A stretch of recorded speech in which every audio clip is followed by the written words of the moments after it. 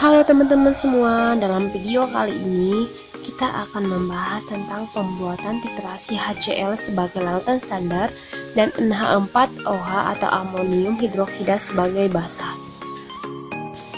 Sebelum melanjutkan videonya, alangkah lebih baik kami memperkenalkan diri dulu.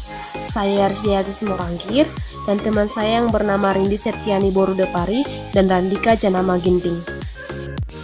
Tujuan video kali ini adalah siswa dapat memahami cara melakukan titrasi dan prinsip kerja titrasi. Apa itu titrasi? Titrasi adalah suatu metode untuk menentukan konsentrasi atau kadar suatu zat dengan menggunakan zat lain yang sudah diketahui konsentrasinya sampai didapat suatu titik ekuivalen. Pada titrasi, kita melakukan reaksi dengan menambahkan suatu pereaksi atau titran dari buret ke dalam larutan yang mengandung pereaksi yang lain atau disebut dengan titrat. Konsentrasi dari salah satu pereaksi diketahui dengan pasti, bisa dengan larutan standar atau baku. Pereaksi yang lain disebut dengan analit, karena konsentrasinya tidak diketahui dan akan ditentukan melalui proses titrasi. Larutan standar dapat menjadi titran maupun titrat. Larutan standar primer adalah larutan yang konsentrasinya sudah diketahui dengan pasti. Larutan standar sekunder adalah larutan yang dibuat seadanya, yaitu tidak seteliti dengan primer. Dan kadar diketahui setelah dilakukan titrasi terhadap larutan standar primer atau proses pembakuan. Pada dasarnya, tujuan titrasi dilakukan untuk menentukan titik ekuivalen, yaitu titik di mana titrasi mencapai setara secara stoikiometrik. Tapi, menentukan titik ekuivalen itu hampir tidak mungkin karena sangat sulit. Oleh karena itu, titrasi diakhiri dengan titik akhir titrasi, yaitu titik di mana proses titrasi diakhiri ditandai dengan indikator sehingga mudah dilihat secara manual. Mengapa titik akhir titrasi menjadi acuan telah berakhirnya proses titrasi, padahal yang menjadi tujuannya adalah titik ekuivalen? Itu dikarenakan titik akhir titrasi tercapai ketika titik ekuivalen telah terlewati. Maka dari itu, jarak antara titik ekuivalen dan titik titrasi tidak boleh terlalu jauh sebab akan mempengaruhi hasil akhir titrasi. Banyak metode yang dapat digunakan untuk mengindikasikan titik akhir dalam reaksi. Titrasi biasanya menggunakan indikator visual atau larutan reaktan yang berubah warna. Indikator adalah senyawa yang sensitif pada saat analit habis atau pada saat titran berlebih. Dalam titrasi asam basa sederhana, indikator pH yang dapat digunakan sebagai contoh adalah fenolftalen, di mana fenolftalen akan berubah warna menjadi merah muda ketika larutan mencapai pH sekitar 8,2 atau melewatinya. Contoh lainnya dari indikator pH yang dapat digunakan adalah metil jingga yang berubah warna menjadi merah dalam asam serta menjadi kuning dalam larutan alkali. Dalam video kali ini, kita akan membahas penerapan titrasi yaitu dalam penentuan kadar amonia dalam larutan amonium hidroksida. Dalam penetapannya, menggunakan larutan asam klorida sebagai larutan standar asam atau titrasi asam. Pada titrasi asam asetat dengan asam klorida sebagai larutan standar, akan dihasilkan garam yang berasal dari basa lemah dan asam kuat dengan persamaan reaksi sebagai berikut. Asam klorida dengan amonium hidroksida menghasilkan amonium klorida dan air. Pada proses titrasi ini, indikator yang digunakan adalah jingga metil atau metil orange, di mana perubahan warna pada larutan titrat dari merah menjadi kuning dari asam ke basa dengan jangka pH 3,1 sampai 4,4. Amonia atau NH3 dan garam-garamnya bersifat mudah larut dalam air, bereaksi dengan air menghasilkan sedikit amonium hidroksida atau NH4OH. Larutan amonia dititrasi dengan larutan asam klorida yang telah distandarisasi. Titik akhir titrasi ditandai dengan perubahan warna indikator metil orange dari kuning menjadi jingga atau kuning kemerahan.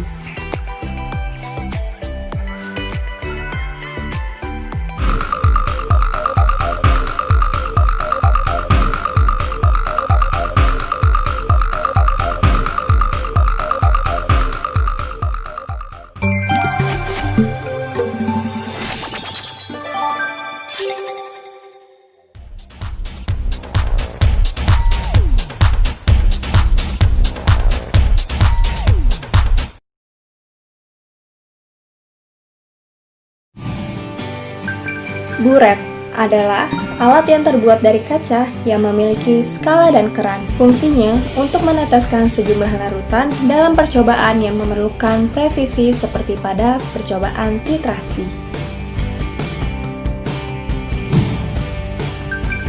Statif dan klem adalah alat yang terbuat dari besi dan digunakan sebagai alat penyangga buret dengan bantuan klem.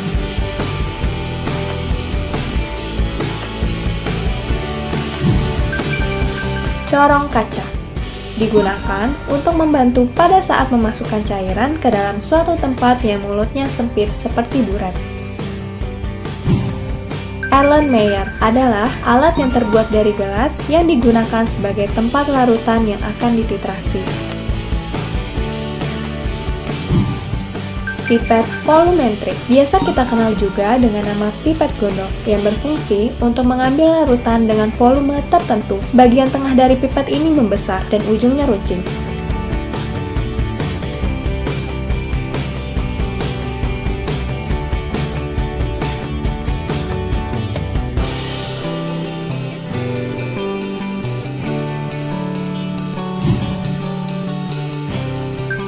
Gelas kimia digunakan sebagai wadah larutan.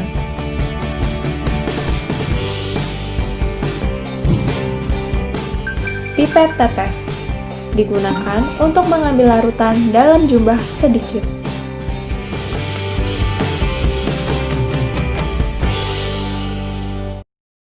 Kemudian, bahan yang digunakan adalah amonium hidroksida, yang kedua asam klorida, dan yang ketiga adalah metil jingga dan air.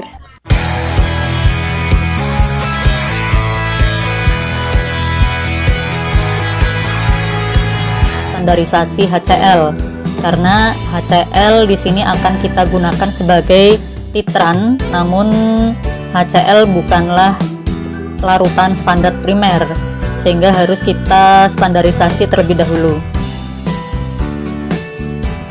Nah, kita tuang larutan HCl ke dalam beker gelas, kemudian isi buret dengan larutan HCl. Jangan lupa menggunakan corong dan pengaduk sebagai alat bantu untuk menuang larutan tersebut ke dalam buret.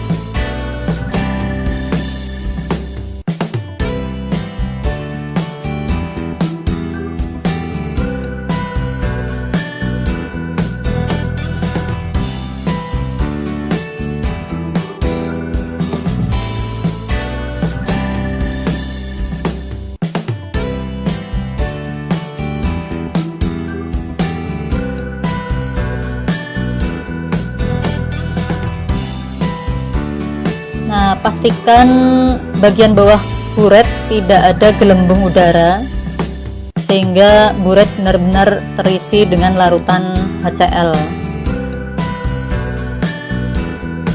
Paskan pada tanda batas di minuskus 0.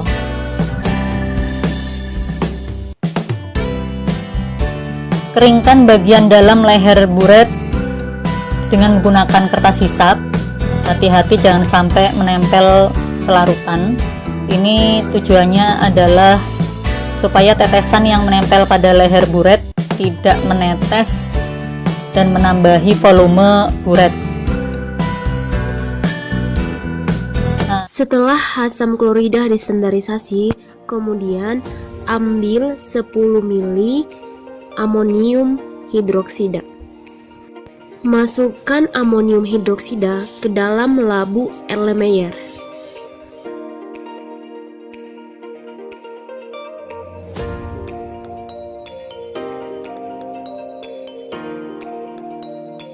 Kemudian, tambahkan 3-5 tetes metil jingga.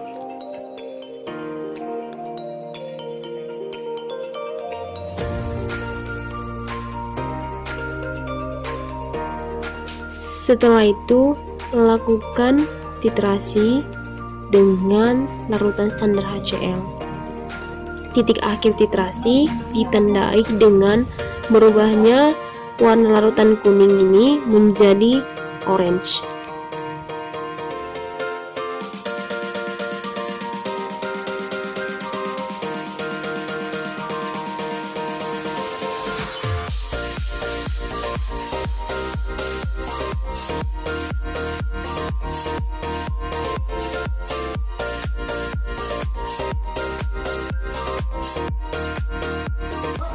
Setelah itu, hitung berapa volume titran yang digunakan dalam titrasi.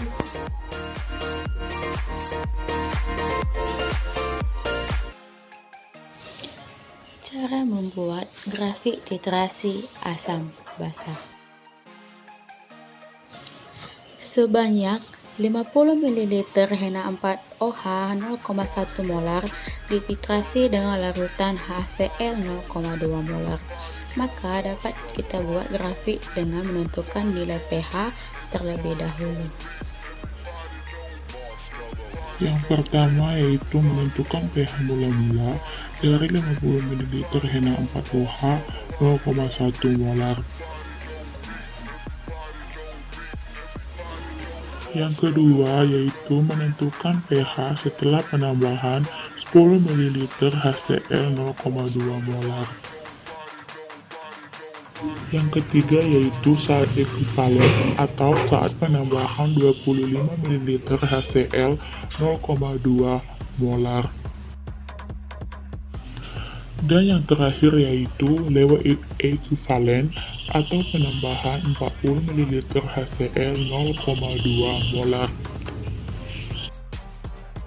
Berdasarkan perhitungan tersebut, maka dapat diperoleh kurva seperti berikut ini. Seperti yang kita ketahui, NH4OH merupakan basa kuat dan HCl merupakan asam yang kuat. Maka berdasarkan teori, bentuk kurva titrasi pada saat basa kuat titrasi dengan asam kuat menunjukkan kurva menurun, yang mengartikan bahwa pH dari yang tertinggi menuju pH yang terendah.